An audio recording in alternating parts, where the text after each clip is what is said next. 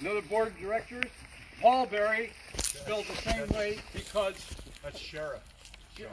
I worked for 6 of them. You don't look like any of them. Yeah. That speaks and hums or something like that.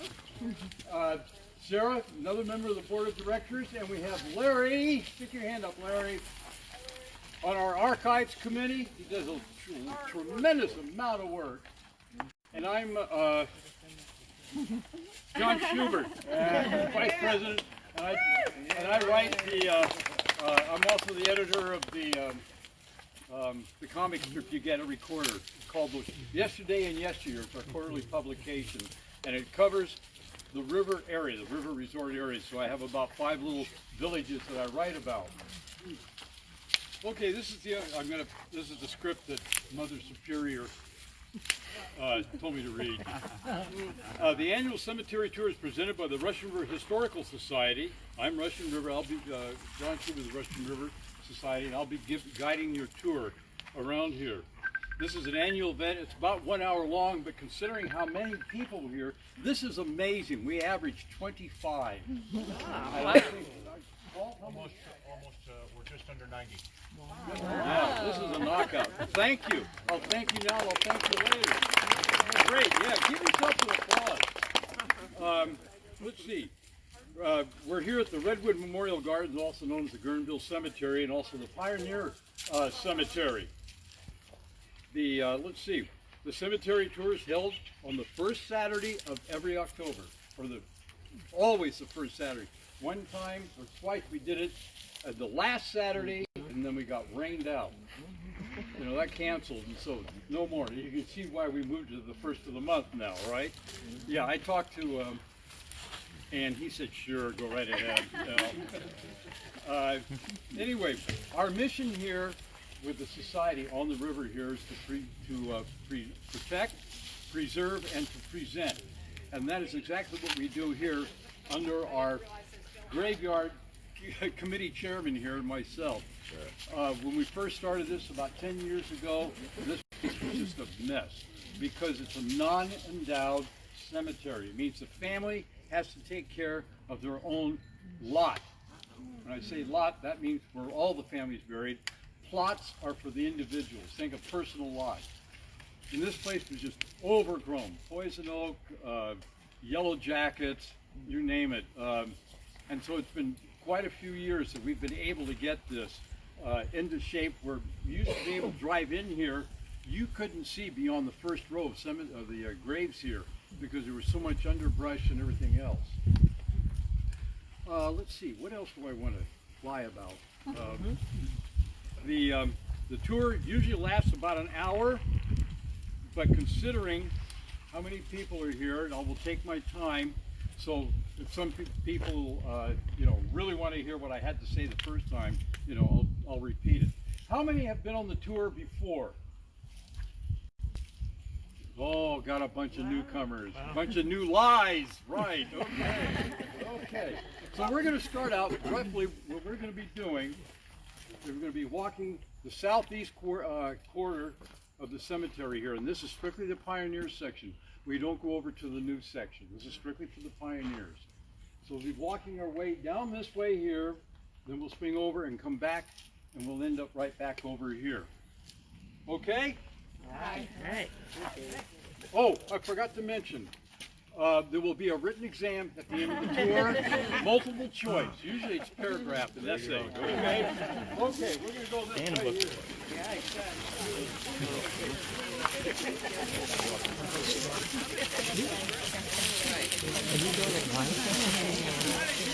Yeah.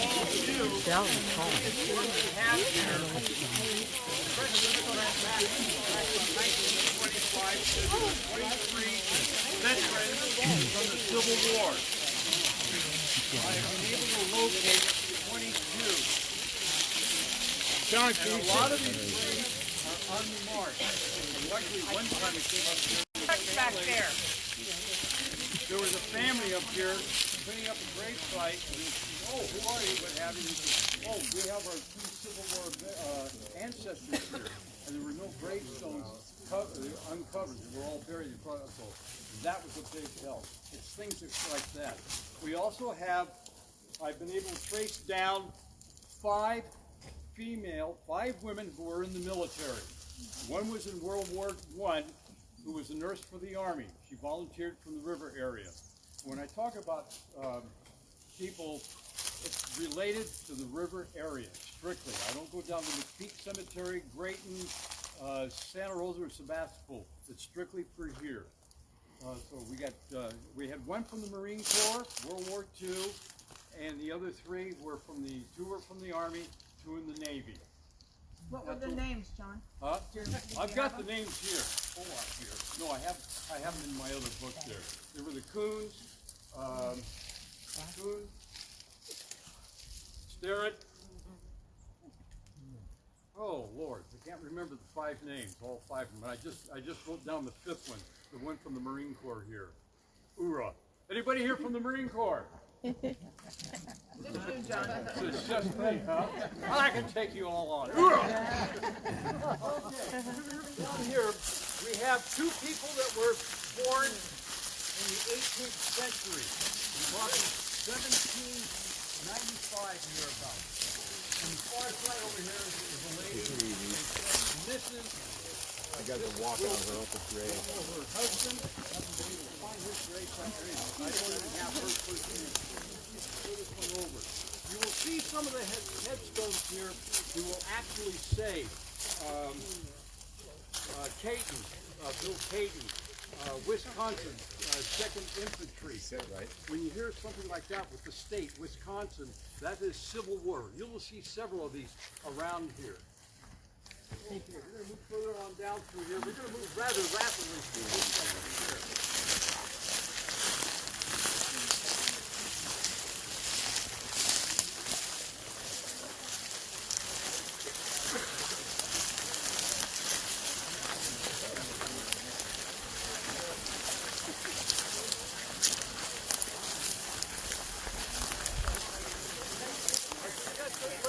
Everybody comes back up here next year. Don't wear black.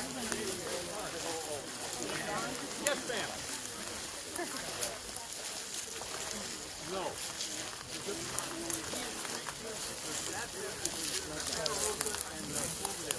Had a question here. Receiving a question. There's Armstrong. It is not related to Armstrong Park. Separate family. Right. The A. Smith and the B. Smith. Yes, sir. Basically, they did. Some of the families bought lots. They moved out to make sure they had the best drainage, etc. That's how it started out initially. We'll get around and those of we'll see the plaque up here. Where's what happened to Paul Berry, the sheriff? He put up our first plaque, our first information board up there at the intersection. Let's see, right where we are standing. This is a good example about families not taking care of the family plot, the lot. This is the Pippin family. They were pioneers here in the 1860s. Right here, there's supposedly 8 people buried right here. What do you see? No fencing, no grave marker or anything of that sort. There is one item left, or a landmark, that is named for Pippin. Those of you who are familiar, when you leave Rio Neto and you're going over the causeway, before you hit the first turn, there's a rock out in the middle of the river. It's got a willow in it. That is called Pippin Rock. That's the only landmark or any indication of the family having been here. Were they from Rio Neto? What? Were they from Rio Neto? No, they were here from Guerneville. You guys, Okay, moving rapidly along through this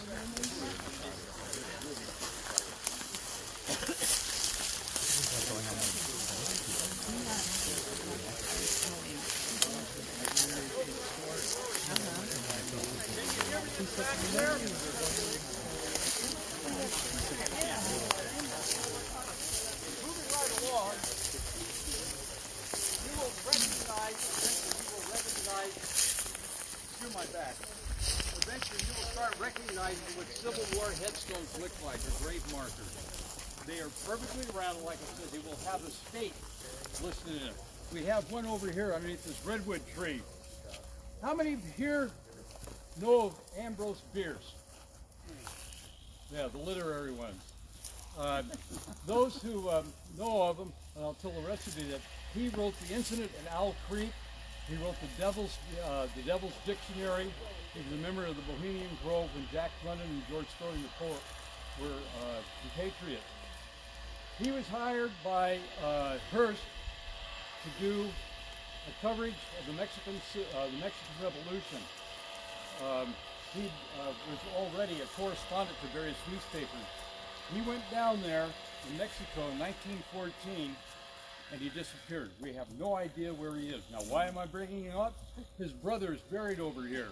There is a plot waiting for Ambrose. And there are people, it's like people who follow Jack London, any of the famous writers, Steinbeck or Faulkner or whatever, who have been down in Mexico trying to find him.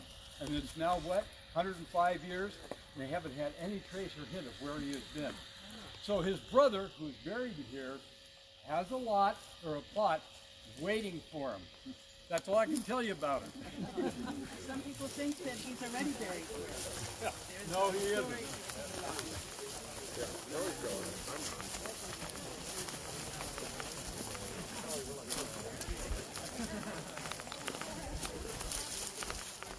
Now, if you want to get it, Albert Pierce, Ambrose's brother, is buried right over here in the corner, right by the inside the concrete perimeter. That is a typical Civil War headstone. It's easy to you'll see what I was talking about.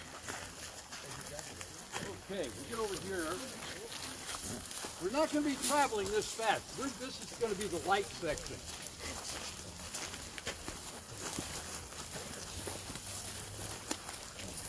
On this family lot here, we have Dorothy Chambers and Rush Chambers. Dorothy is one who was in World War II in the military, as well as Russell. Now, Russell was a working stiff.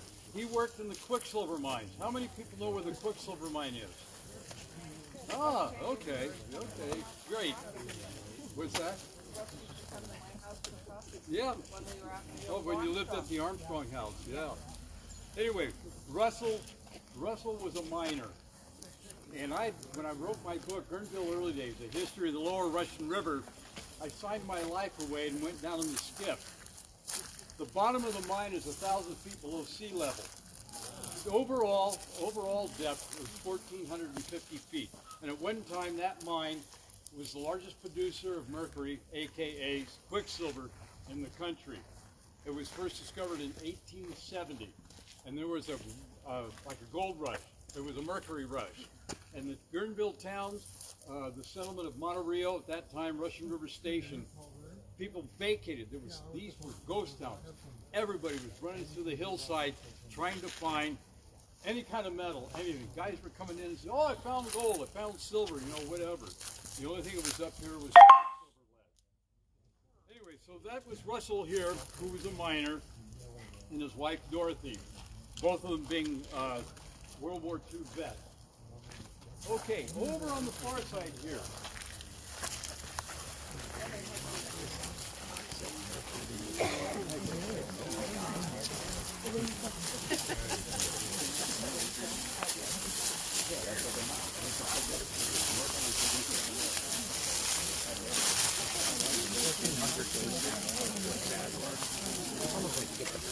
Okay, this lot right here. You have families like I talked about the Pippin family over there, pioneers. You have this family lot right here of the Lamberts.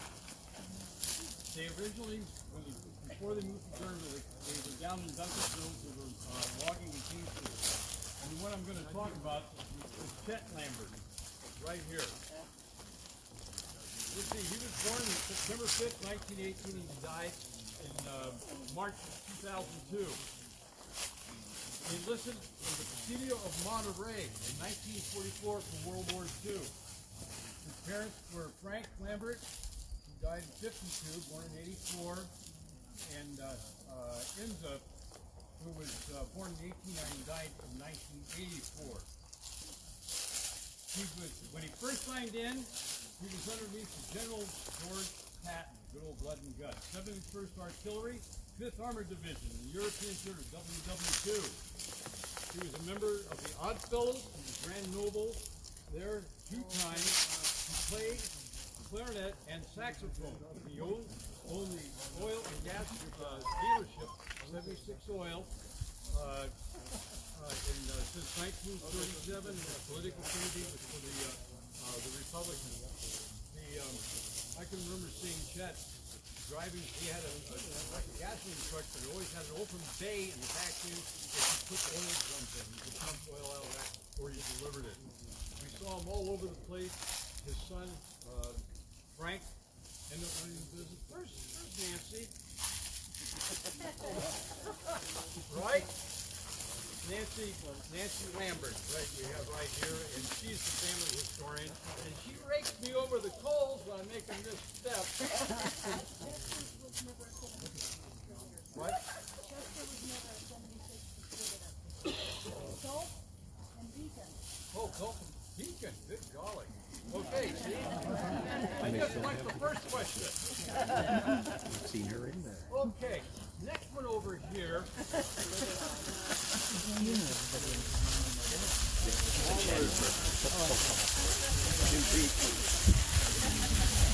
There's some underground. What's the puppy's name, Randall? Oh,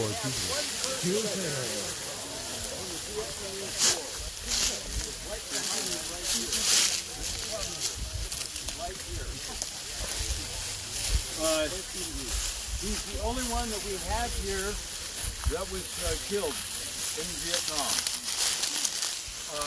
Damn it! I missed one over on the far side that we walked by because I went around them. We have a gentleman over here, Mr. Pell. Let me see. I've got to dig him out. Yeah, Wallace Pell. Yeah, I got to dig. Oh, thank you, Larry. Anyway. He died on May 7th, 1942 in the Philippines. He surrendered, they were surrendered at Corregidor in April 6th, 1942, and he ended up being in the death march to Camp O'Donnell. That's, what was it, 60 miles, something like that, without any food or water, for 9 days. They were on quarter rations per month. He lasted 6 weeks and he died there. Janice Stanger, who lives here in Guerneville, she left to do research, and so she looked up Pell's and found out that he is buried in Manila. And what we have over here is what you call a cenotaph, which means it's like a memorial to a person, like this is their grave site, but they are not here. He's buried over in Manila, and she got the picture and dug up this information. So you see over there, he was a prisoner of war. That's all it says on the stone that's marked there. And I always thought that he was buried here.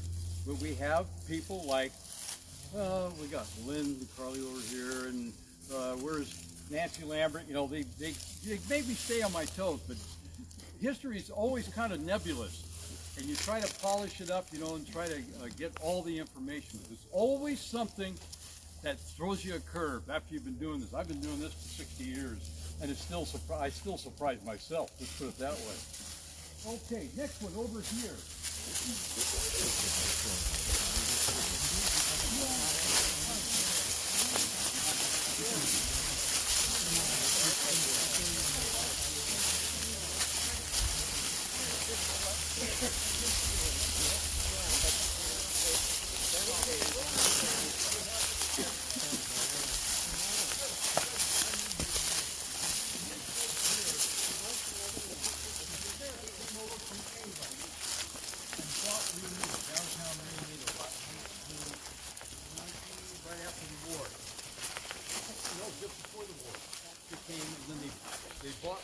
Downtown Reno, and you notice that the hotel is done kind of in a Tudor style. Well, back in the 20s on up until let's say the late 60s, the grocery store, the movie theater, the bingo palace, the dance hall were all done in a Tudor style because that's where they came from.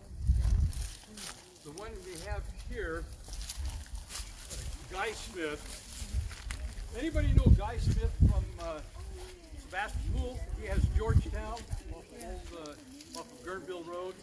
No relation, even though they're both tied into aviation.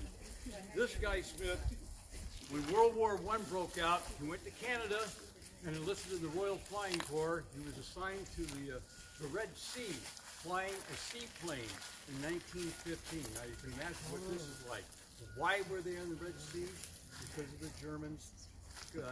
They had territory or land in Africa, and they were trying to circumvent around Africa to supply their outposts. And he was flying tour duty, and he ended up being, I think he downed or sunk a German ship. I have his biography. It was sent to me from England, and he was awarded something like the equivalent of Distinguished Flying Cross, something of that sort. That is Guy. His nephew, Harold B. Smith, was a merchant mariner. He was a purser for the Pacific Far East lines, and very, very, very, very British. And he looked like Charles de Gaulle. The reason I know is I worked on him. I went to sea when I was 18, 19 years old, and ended up working on the same ship. I was his assistant purser.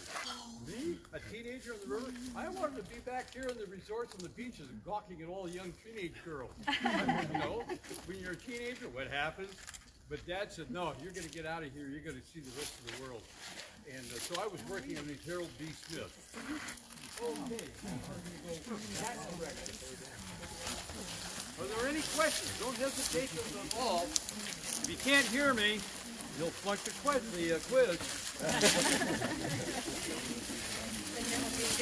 Oh, yeah, very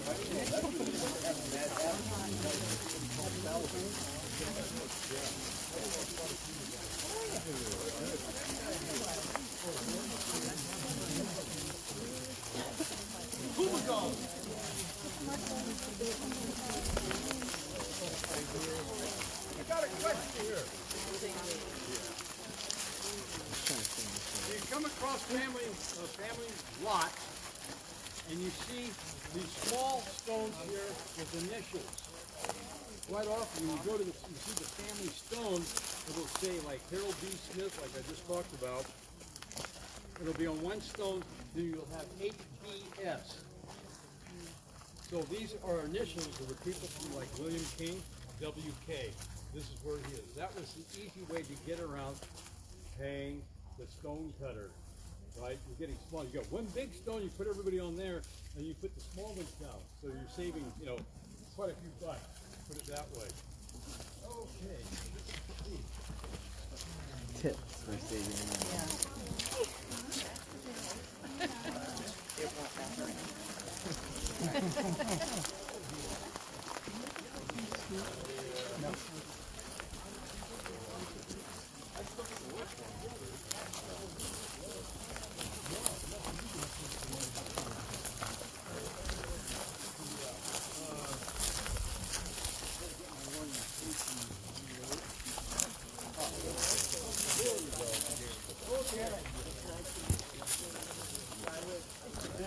Not everybody was from Burtonville.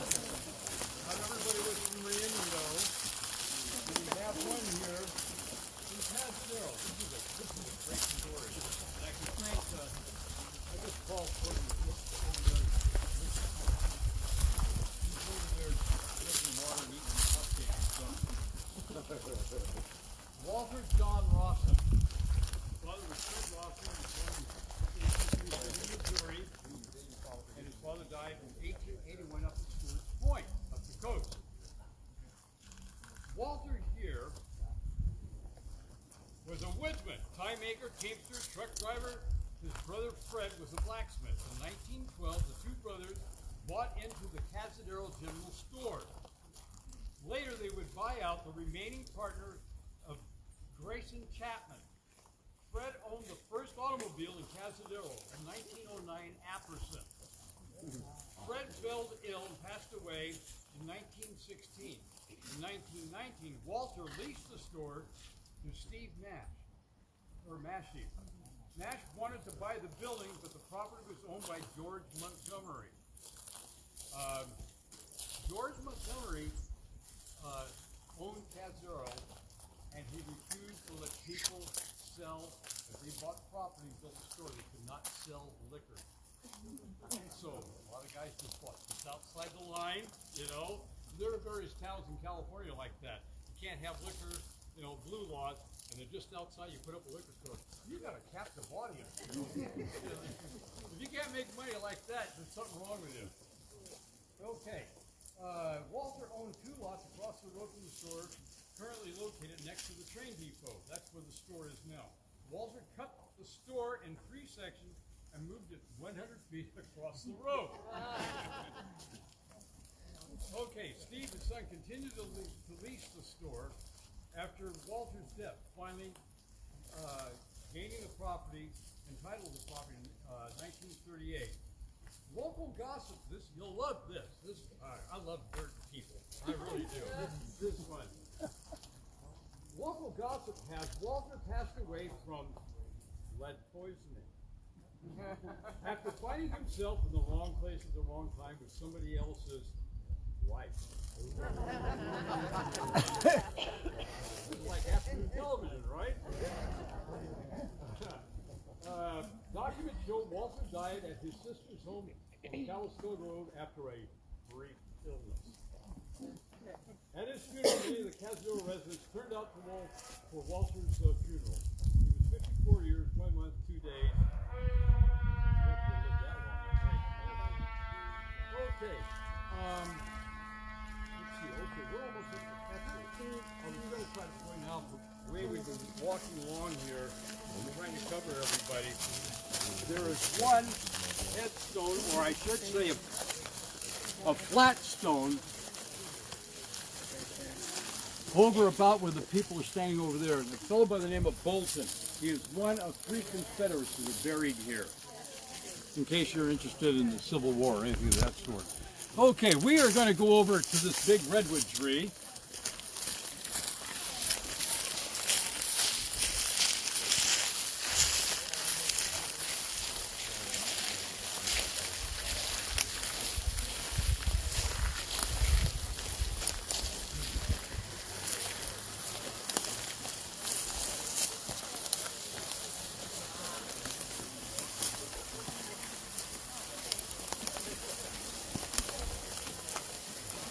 Like herding cats.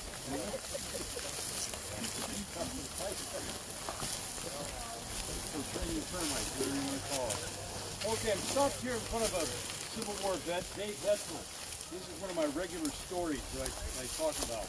Dave Hetzel was born in Baden-Baden, Germany.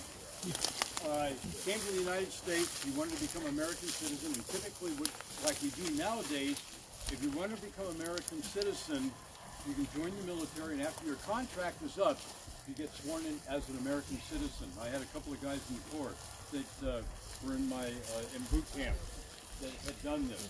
Dave Hetzel did the same thing, and it was let's see, he was born in 1840 and 1860. Joined the military. Well, then the Civil War broke out.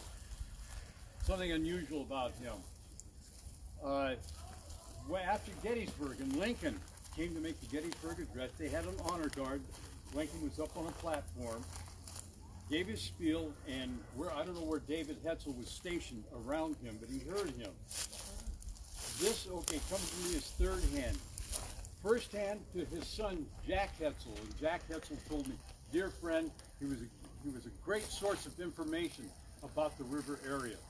And he said, well, you know, when you hear, how many here memorized the Gettysburg Address for an A in the semester? Yeah, a couple of you. Okay. Now, you get near the end of it, and he says it's government for the people, by the people, of the people. And Jack said no. His father said he did not say it like that. And his was like from an eyewitness. What he said was, of the people, by the people, of the people. Damn it, I just did it. I accented the participles. People, he accented people. Well, those of you who've studied and read about Lincoln, naturally most of us have, he was always thinking about Joe Schmutz, the bagman, down in the trenches of civilization in our community. It stands to reason that he would accent people and not the participle. And so this is just a little anecdote about Lincoln's address is somebody who was a witness here, Dave Hetzel. He also was a prize-winning tobacco grower here. I say prize-winning. He got an award from the St. Louis World's Fair. He got an award for his tobacco at the Lewis and Clark exposition up in Portland, and he got a gold medal at the State Fair over in Sacramento. And then all of a sudden the FDA said, well, what's going on here? Or FAA, what is it? AA, what is it? Our Agriculture Department. And they sent out guys out here to interview him. You know, how'd you do this? And literally, his stuff, there are photos. Those of you who have bought my book, Guerneville Early Days, you're looking, there's a whole chapter about him growing tobacco. Okay. John, where did he grow it? He grew it where the new Guerneville Bridge is, Yeah. from the old bridge up to where the, what's it, David, who has the pink elephant stuck out in the yard there along Rainita Strip. Yeah, he had it down on Northwood. He had it any place where you could get down where you got river soil, alluvium and what have you. That was most productive. And he'd had 5 or 6 people picking leaves for him, curing them, hanging them up to dry, etc. Yeah, fascinating story. Nobody picked up on it. When he died, the tobacco industry died. Okay, moving right along.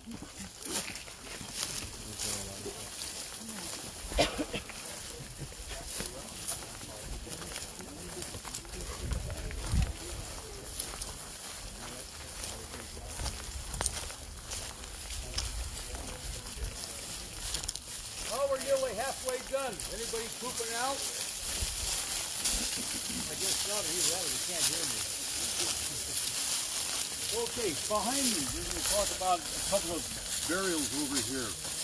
We have John Ansel, just a small headstone grave marker. And he was a Civil War vet. He's the only one that we have here. Discharged and enlisted again. I think he was from Wisconsin. I don't have the. What did I do? Here. We got to look at these guys here. I'm not going to fight it now. But anyway, to give you a little biography here that, where is that big place? Where's Paul Berry? Well, he's still sucking on water and eating tough days. Okay, John Ansel over here. Let's see, he was in 1865, let's see, no, that's her. That's later. Let's see, John and Kitty, his wife, came out west, and John opened a lumber yard in Guerneville from 1892 to about 1900. They moved to Santa Rosa, and John became a stockholder in the Santa Rosa Hardware and Machine Company. The company survived the '06 earthquake, and by 1907, John was the president of the company. The company produced gas-powered engines, sold them through Mailer Fry Hardware Store. Those of you from Santa Rosa are familiar with this great hardware store. John, however, left the company and under a cloud of legal issues and returned to Guerneville. You know, typical, right? Okay. Love my town. It's great. Guerneville as manager of Frank Haven's sawmill. John and Katie eventually would retire to Berkeley. When we had big fires here. And if you read the book, people rag me on Guerneville Early Days. We had Guerneville burnt down about 4 times completely. 3 of them were arson. One was by accident in 1894. It was a massive fire. And it started out on the corner where Panda, the Chinese restaurant next to Safeway, you know, a mill in First Street. And it was a hot day like we usually get.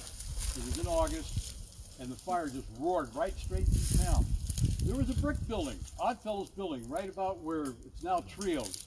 It's Trio Restaurant, which is closed. Great big 2-story brick building, and everybody thought, oh, great, you know, the brick building is going to stop at the top.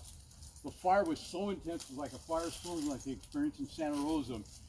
Ate the mortar from the brick and collapsed, and they ended up rebuilding it again. He donated at cost all the lumber that he had to Guerneville because of the people just wiped out all of a sudden in 2 hours. In 2 hours, the town was gone. just like over in Santa Rosa, the same thing, a firestorm just rushing right straight through. Yes, sir. What about the arsonist? Did you figure out who those guys were? Oh, the arsonist? Oh, the arsonist, that was the first 3 fires. Yeah, that's, Anybody know who they were? you keep quiet, sir, it's in the book. They always rag me and say, well, what about something? I say, hey, read it, it's in the book. I'm talking about when I wrote, it took me 40 years to write it. But there's a chapter in there, it's called Arson, and there's this one guy who set Guerneville on fire 3 times. Yeah. Was he local? Yeah, he was local, he was a shop owner, doing it for insurance purposes. And he got away. They arrested him, they were going to have a trial, etc., and he boogied. Left the wife here and left the family and everything. What Yeah. shop, John? What? What shop or where? Do we know where? Which shop and where? Oh, shop. We're down on First Street, like where the Oddfellows building is, right around in that area there. Okay, Dr. William Cole, another one that's in here. Okay, Dr. William Cole.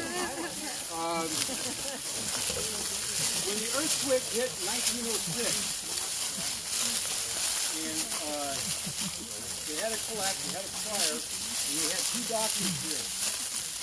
And one had a pharmacy also. Let's see, Dr. Here he is. Yeah, here he is, yeah. Young man. When the porch collapsed, like the wooden sidewalks, you always have an overhang. And, I can't remember the doctor's name. It wasn't Dr. Cole, the other doctor in town. Went in to get his, huh? Was it Ellison? Oh, McCarroll? No, McCarroll was a late comer. Ellison? No, remember, he was even later than that. No, we're going back to 1906, right around the 3rd century. And he went in, and he got another fella and a young boy to go in to get the pharmaceuticals in there. As they came out, the porch collapsed in the wall on top of them. And 3 of them were killed. Those 3 were killed. It was the first time we lost anybody due to a fire, earthquake, or anything of that sort. And Dr. Cole was the only one left in town. And he wasn't in town, and he lost all his stuff. He had his little ditty bag, with the instruments and medicines and what have you. And he did his damnedest for the people who were injured here in Guerneville in that 06 earthquake. He ended up dying about 2 years later. Let me see, what do we have here? He was born in 1866, came out in San Francisco, was burning.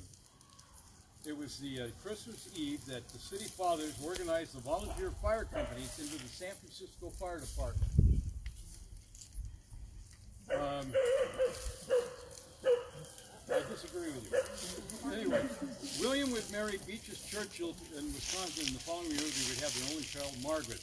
William Beatrice and Margaret would soon follow his mother Catherine and stepfather John Ansel out here and would register as a physician and surgeon. In 1893. In 1900, the smallpox outbreak in Guerneville kept him very, very busy and in the area of quarantine. I don't have what he died from, but he died at age 40 after the upset earthquake. Okay, the DeWitt. Is Wendy still with us? He's dealing with the dog.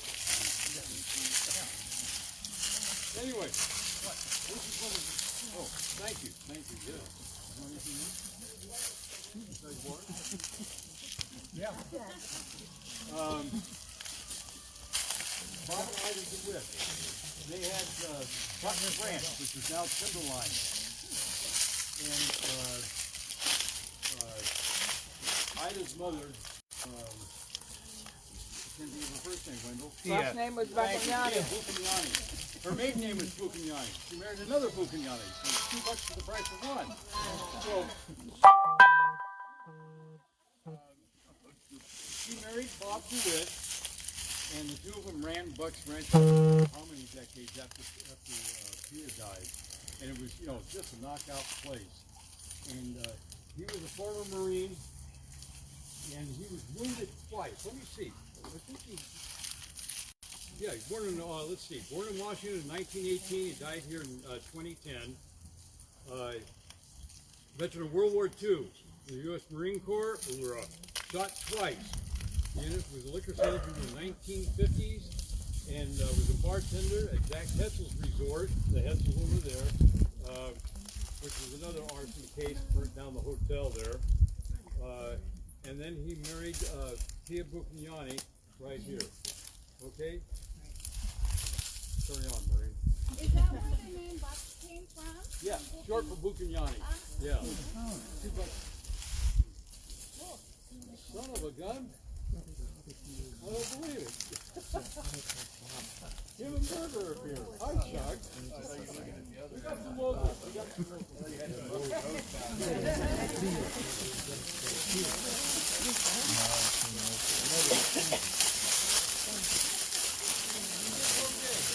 Everybody getting tired? Yep. Okay, we just walked around the center path right here. VR Lily. So it's one of the first three people that were buried in the Grenville. This cost a few bucks Not for here. old Bob. It was one lower down. Looks like when you came up to the T intersection, you just saw the red arrow. Okay, off to your right was the first cemetery. There were about 3 or 4 people that were buried there. And when you laid out this one here, you dug them up and brought them here. Family came out from back east, brought him up, and took him back home.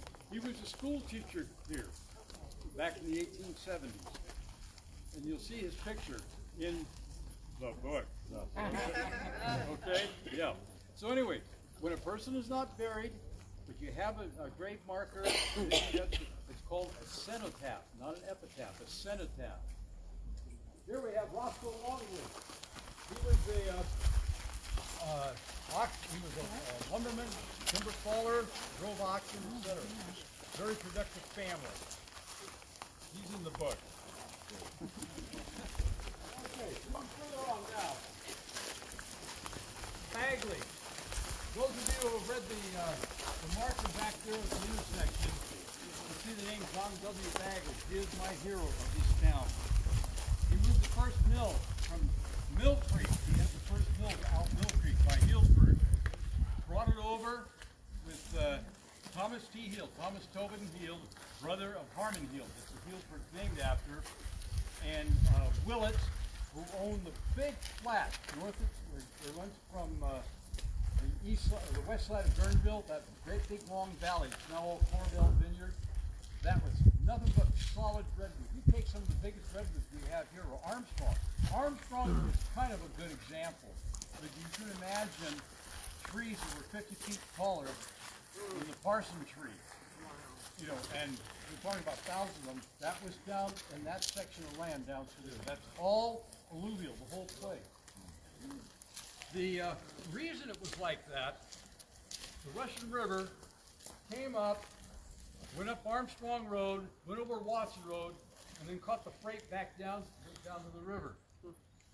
What it did was, it cut through down like where Guerneville Beach is, Johnson's Beach, and this became an oxbow, like you see in the aerial photos of the Mississippi River.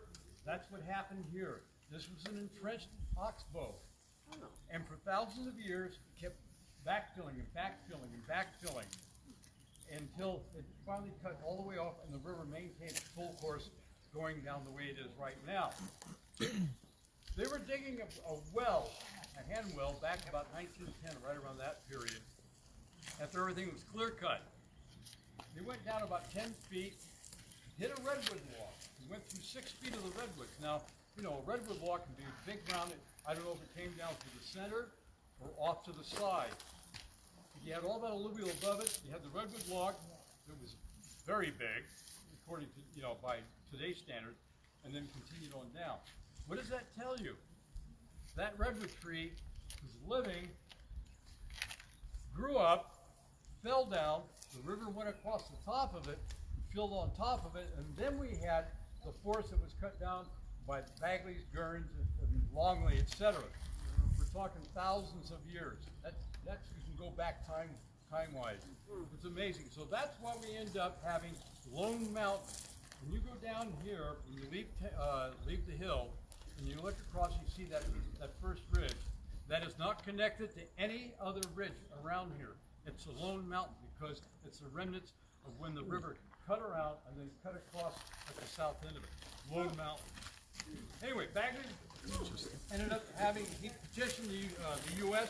for a post office. He said, no, you can't have it because you're at the end of the road. Well, during the winter time, no road came to Grenville. The roads got washed out. But eventually he prevailed, and in July 1870, he was granted to have a post office, and he ended up being our first postmaster. He also had the first store. He finally left the partnership of the mill. He had the first store, the first post office. He was also the first undertaker.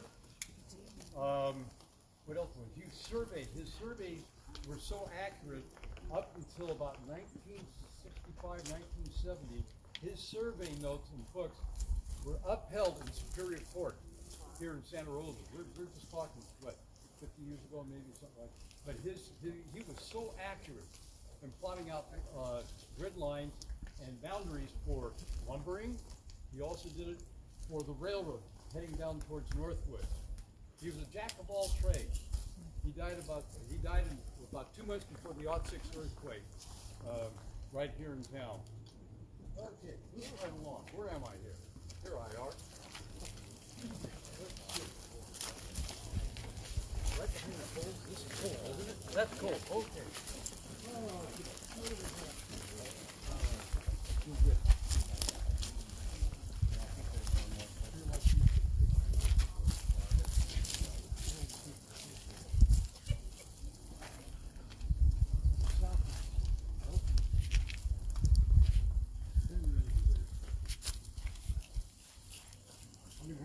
I have information on the gentleman buried right here.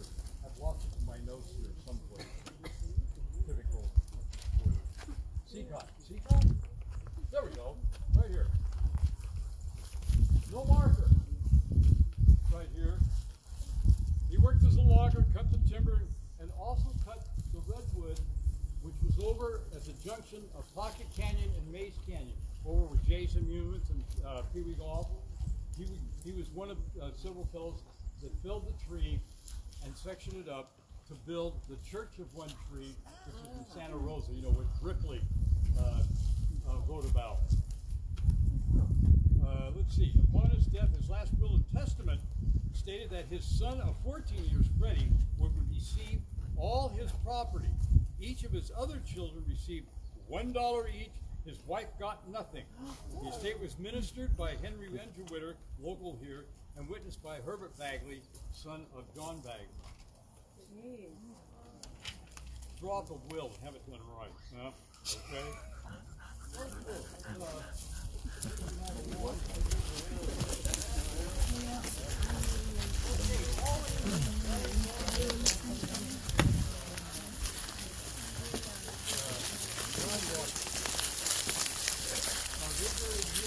John was born here, 1798.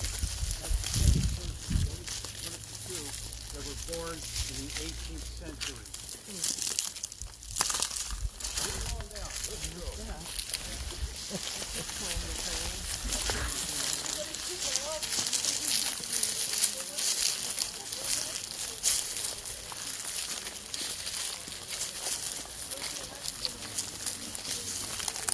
Oh, yeah, over the side over here. Okay.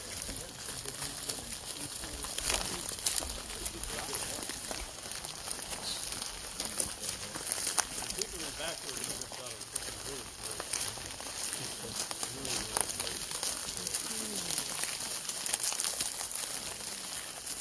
Okay, where's Nancy?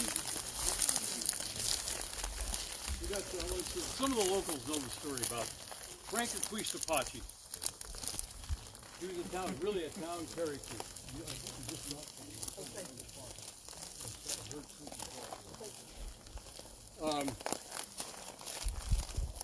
Frank Apache, Dirty Frank Apache. Well, we got some other locals over there. They've already heard it. He scared the hell out of me as a kid. It was after World War II. I was maybe 10 years old, and he had this black automobile that never washed. And the only thing you could see when he drove down the road, was his eyes. He was down like this, looking. He was like you know the low riders that said it, and it had a dirty old fedora. I don't know. His face was always dirty, but he never had a beard. Now, right? Yeah, I got somebody here who's nodding. Yeah, remembered. And he never changed his clothes. Never washed his clothes. Never took a bath. I heard, you know, as a kid, things kind of stick in your memory. Nancy, come over here, please. I want you to listen to me. Correct. He needs some correction, Nancy. Come on over. I'm talking about Frank Acquistapacci. Questa Pacey. Pacci, Italian, P.A. Yeah, I know. I heard him talk. When he Anyway, was over. He fell asleep one night at Charlie Wong's on the bar, and his hat fell off, and Charlie picked it up with a yardstick and took it over and threw it in the fireplace. yeah. I don't know, did you hear that? She said, where the Senior Citizen Center is now on Armstrong Road, that was Charlie Wong's bar and restaurant. Frank was in there and he was sleeping on the bar like this, and she said his hat fell off, and Charlie Wong took a stick and picked up the hat and put it in the fireplace. Okay, the other thing, he got drafted during World War II and by the Navy, went down to, got inducted down at San Diego, down there at Navy Boot. They gave him a shower. He caught double pneumonia, and he got a medical discharge. So he came back. That's why he never showered. He knew. Okay, now, you think I'm really ragging on somebody? And if this was put into print, they'll be sued for what? Defaming of an individual, you know, what do you call it? Spoiling the reputation. Aha! I've got a newspaper article here. Title. This is in July 2nd, 1963, the Guerneville Times. Frank got a bath and 90 days. Guerneville's outstanding man about town, Frank Acquistapacci, is languishing in the county jail for 90 days. The accommodations also include a bath now and then, as well as services of a barber. When Frank returns to his regular beat from his Mobile apartment to the nearest bar, even his best friends may not recognize him. He will appear pale and young. He may even be wearing a new suit and hat. His disguise will be perfect. Frank obtained his reservation at the county's expense when he drove his brakeless jalopy into a parked hay wagon in front of the North Shore Resort. The handsome black leader horse, Spider, was slightly injured, and everyone was glad to see he wasn't seriously hurt. Frank was picked up wandering about a foot some distance from the accident. He wasn't doing anything wrong. He was just a hit and runner, driving without a license, driving under the influence, and driving without brakes. This is our Frank. You know, if it wasn't for you, this town would be kind of boring. So that's Frank Acquistapacci. How long did he live? How long did he live? I know, you'll have to go get in there and take a look. I never thought about that. Thank you.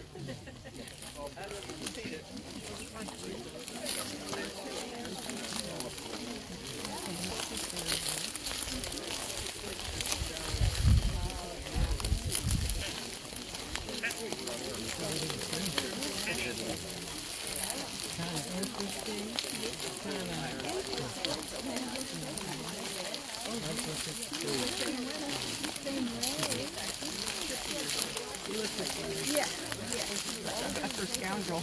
Dirty red scoundrel. He sounds like he was entertaining. Oh, you were good fun time. It'd be easier, wouldn't it? Yeah. And it says on the stone, but they gave up their rights and privileges and everything of royalty in Belgium when they became American citizens. But when they died, they had it put back on the stone. This is the only royalty that we have buried here. Let's see, we have Pete Beaver over here in the second grave. He was our resident deputy. He was born up in the Quicksilver Mine area. When he became a teenager, 18, he enlisted in the Army. This is about 1910. And with the Army, when he joined the Army, he joined blackjack purging on the Mexican border. They were chasing Pancho Villa. Now we had Ambrose Bierce. He was trying to find Pancho Villa because he was going to write up about it. And on the other side, we got Pete Beaver. Two guys, local guys here, on opposite sides of the, what do you want to call them? The firing line. And that was Pete Beaver. And then,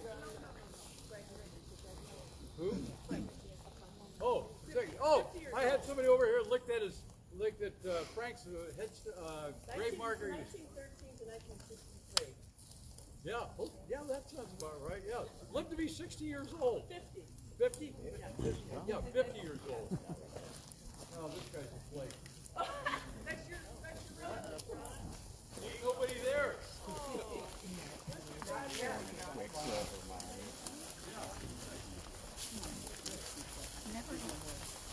Okay, we're coming down the home stretch.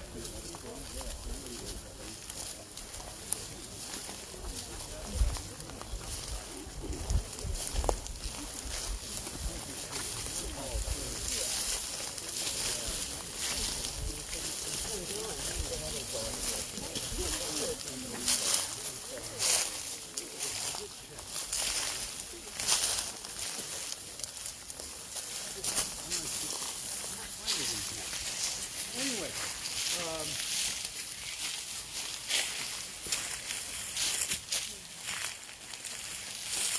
great thing here with the lamp on the top. Over there. Yeah, here, it's down here in the shade. Thank you, thank you. We have a witness here from before. With children, on their grave markers, will have a lamb on top of it or carved into the stone. That is a child, a minor. In this case here, only was playing down here in downtown Guerneville when we still had a railroad. This is going back, I can't remember when he died, he'd be on there. But ran out into the railroad tracks. December 26, 1950. God, you got good eyes. I want to talk to you later. Anyway, ran out right in front of an automobile. The automobile was driven by our local Justice of the Peace Manchester. Killed him right on the spot. There was no way of getting around. How many times have you heard of a child running out in the street and the driver has no way of putting on the brakes?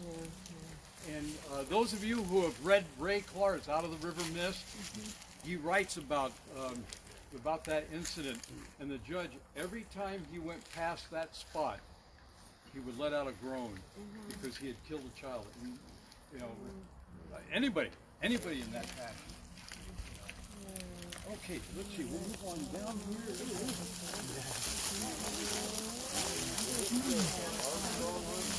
No, no relation. This is an Armstrong grave, and it has nothing to do with Armstrong Park, that Armstrong campus.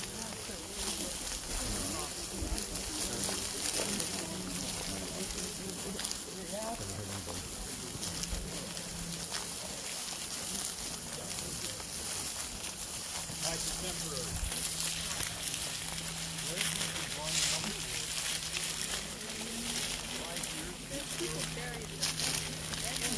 My contemporary. What? It doesn't seem possible. This is possible. These are my contemporary.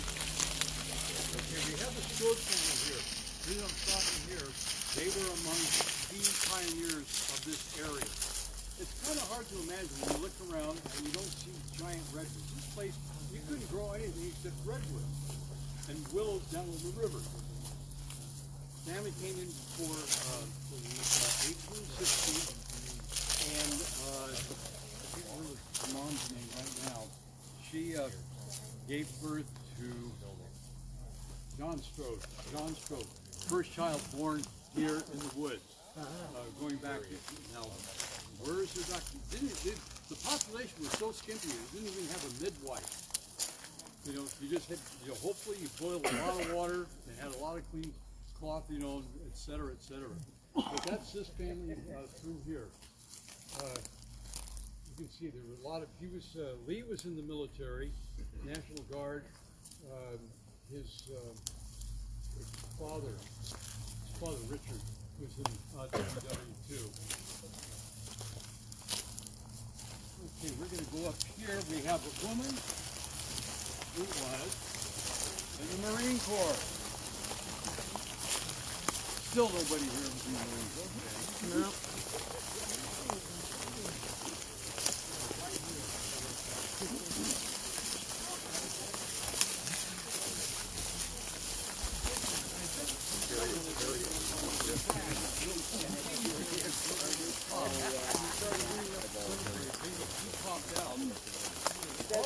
Now I've got to do some research. I have a story about her, where she was stationed. What branch was, whether it had to be like in the, no, nurses would be Navy. Yeah, any medical and religious affiliations would be Navy. Everything else was in the Corps, Long Corps. She is one of the 5 that I'm going to slowly be building up the biographies on.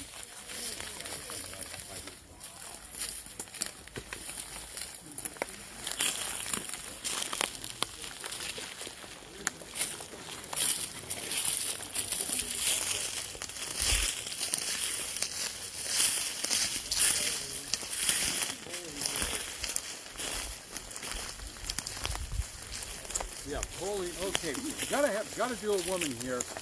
She's back over here where the redwoods are, right where this gentleman is. He's standing looking at me with the beard, right behind. Pauline Gurn Butner. The Butners were quite a family here.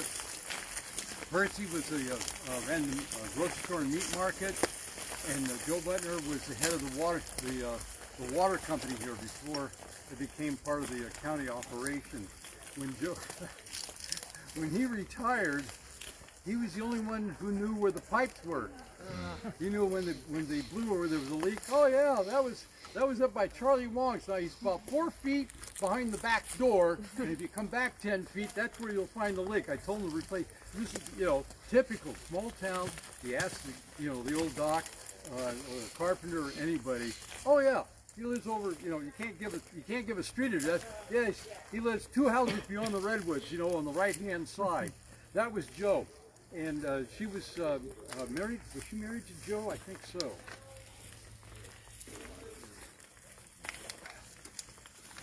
But anyway, the Butner family. Yeah. She was married. She was a telephone operator. We used to have telephones with a crank system. Up to 1957. Whoa. That sounds kind of late. Well, it was. But yeah, my number was Guerneville 63. Where's Nancy? Where are the Kings? Where? I live in their house. Huh? I live in their house. Ah, okay. When we got notification that AT&T or Pacific Telephone then was going to put in dial phones, we had a little thin phone directory, and it was maybe about 4 pages. They had everybody listed on there, and they mailed out a card. Now this is their thinking, Pacific Telephone, how to use a dial phone. Now this is in '57. It's like, hey, there is traffic. There are roads that go to Santa Rosa and San Francisco. We know how to use a dial phone, and it describes: put your finger in the number and turn it clockwise. Pull your finger out, and you were here clicking going back. It was really funny, really funny. And then Jenner and Casadero, they came online. Let's see, we went online in November. They came online in January, right behind us. But it was kind of fun. You could crank up and you say, "Who do you want?" I went Guerneville 2Y53. Well, the numbers indicated whether it was a 2-party line, 4-party, or an 8-party. You were always even. But if you had a number without a letter, you had a private line. Oh. We had a private line. Really?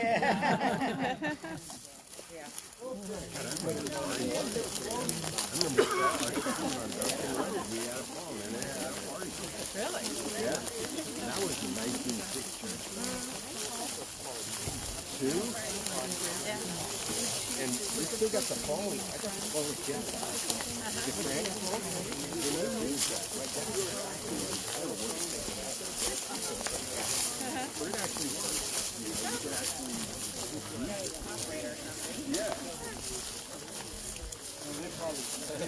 They're old timers, locals, they probably always heard the story. This is an interesting story.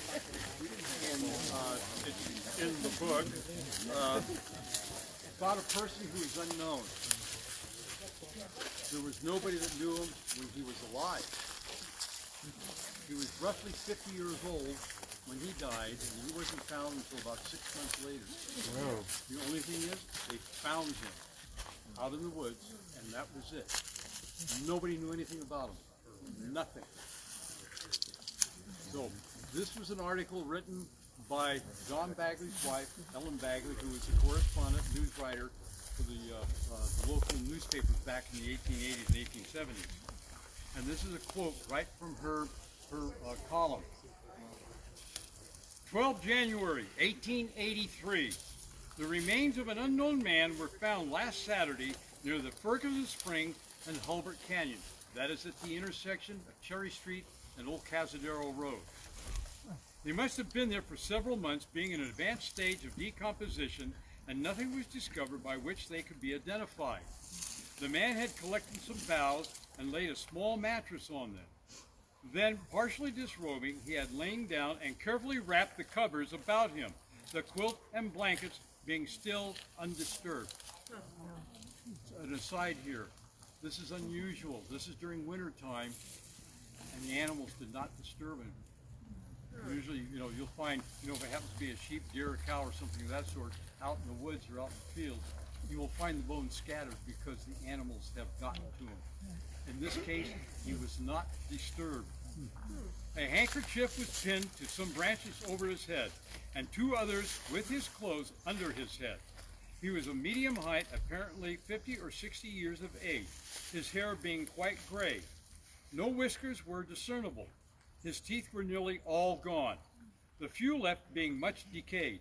His clothing was a white knit underwear, coarse dark woolen suit, cotton socks, gaiter shoes, woolen overshirt, check jumper, and 2 hats, all of which were whole and in good order.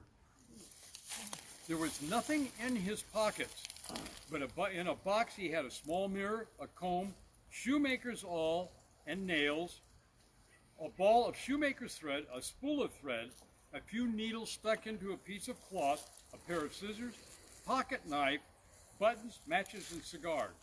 The coroner's inquest was held and verdict found in accordance with the above facts, and the remains were decently interred near where they were found.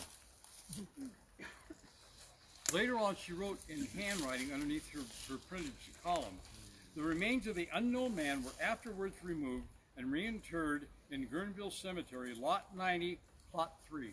And that's right here where I'm standing. Now, I find this really kind of sad. One, nobody knew him. Nobody saw him alive. He was found several months later, decomposing. We all have a history. We all have a biography. Who was this person? Why was he in Hulbert Canyon? Was he coming over from over Cazadero? Was he going up? What? He was like between 50 and 60 years old. What was his health? What was his biography? Who was he? I find it very sad indeed. But anyway, he is interred here, and I call him the cobbler because of what they found. Cobbler, rest in peace. That's it, folks. If you have any questions, don't ask me. I don't know what really, any comments, questions, or anything like that? That would be a good time. Put it on your table at your mention